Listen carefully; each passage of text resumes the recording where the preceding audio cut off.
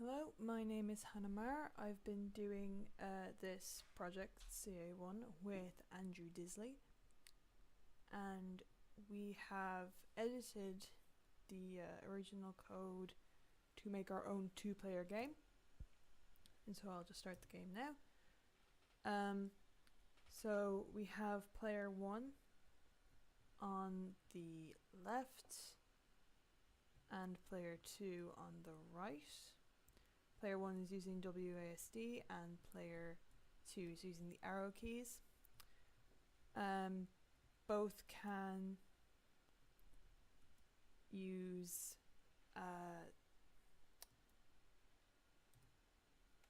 projectiles to destroy the cover that is in front of them.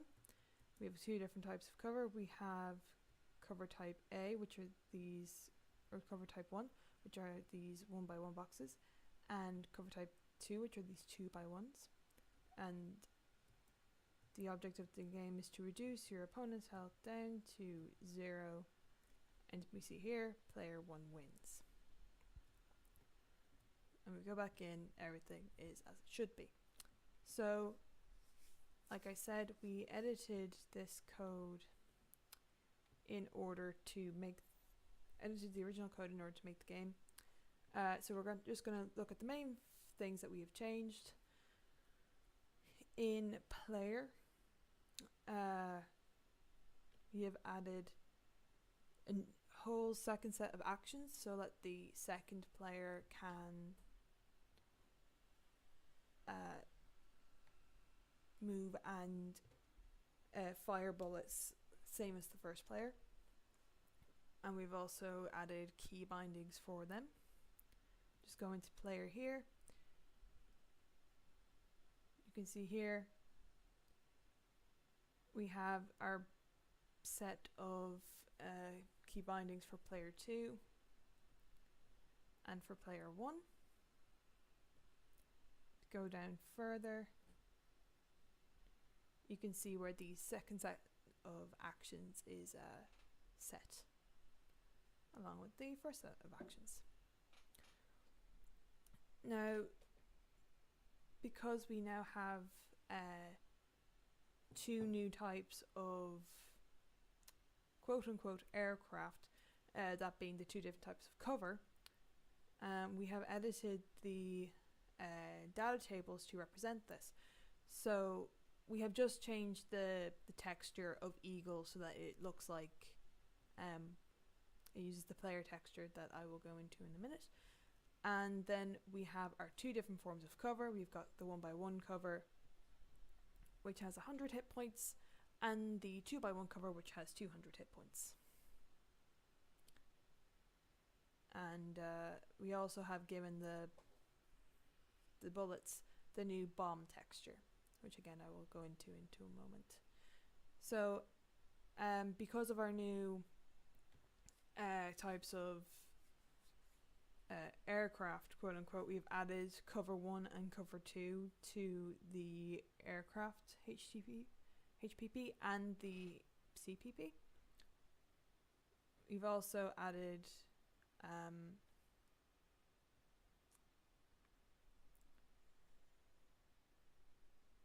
omnidirectional bullet firing, so that instead of just going one direction, originally it was just straight up, the bombs will fly out in the direction that the player is facing.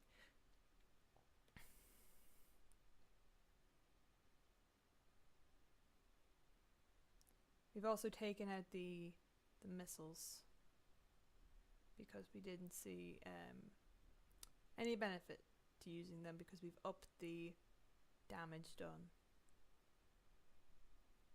by regular bullets.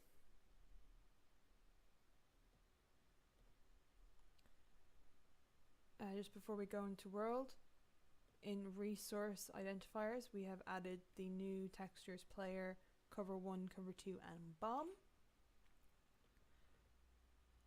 And this is they are then called in the world. You can see that this is where we instantiate our second player aircraft.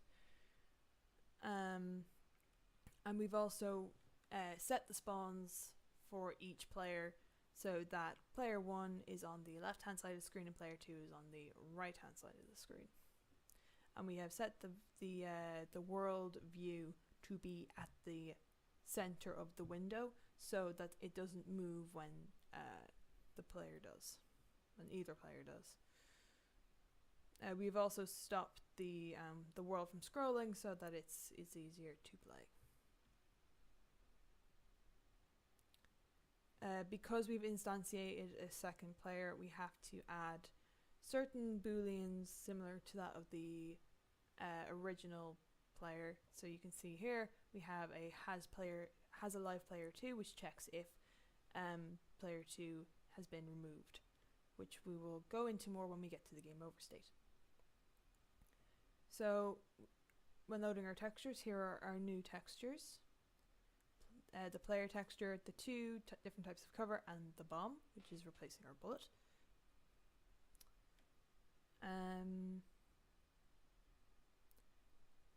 We have, as I mentioned earlier, we have to adapt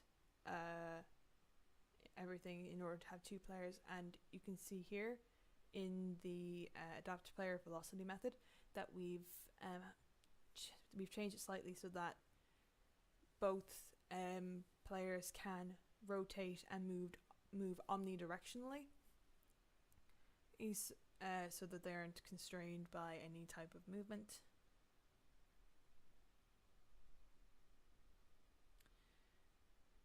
And you can see here, this is where we add the second player aircraft, basically the same as the first player, but with, you know, little differences. This is where we add our cover, which is replacing our enemies. So you can see here we have the 4 1x1 cover boxes and the 2x1 cover boxes and their positioning.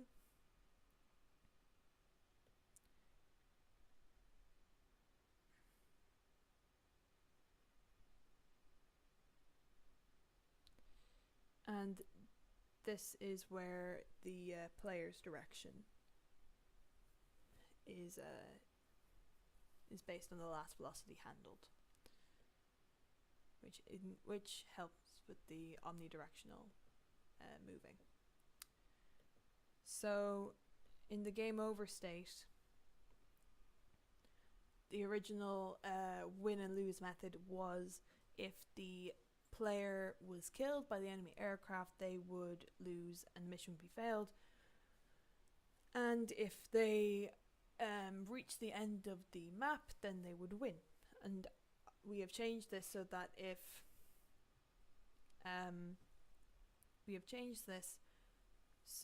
the mission failure is if player 1 loses all their hit points, and therefore player 2 wins. Otherwise, player 2 loses all their hit points, and then player 1 wins. That is everything. I believe you may actually notice that just here we have animation, and we do have both animation HPP and CPP files included.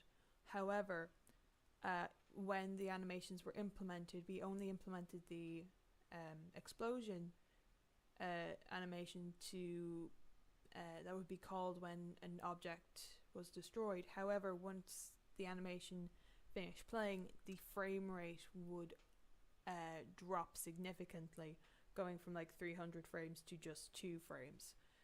So we decided to omit those changes, but we have included the video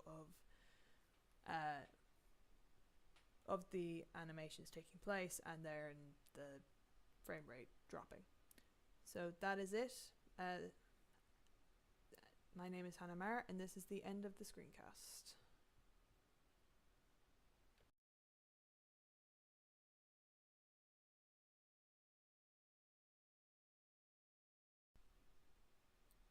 So here you can see our animation attempt.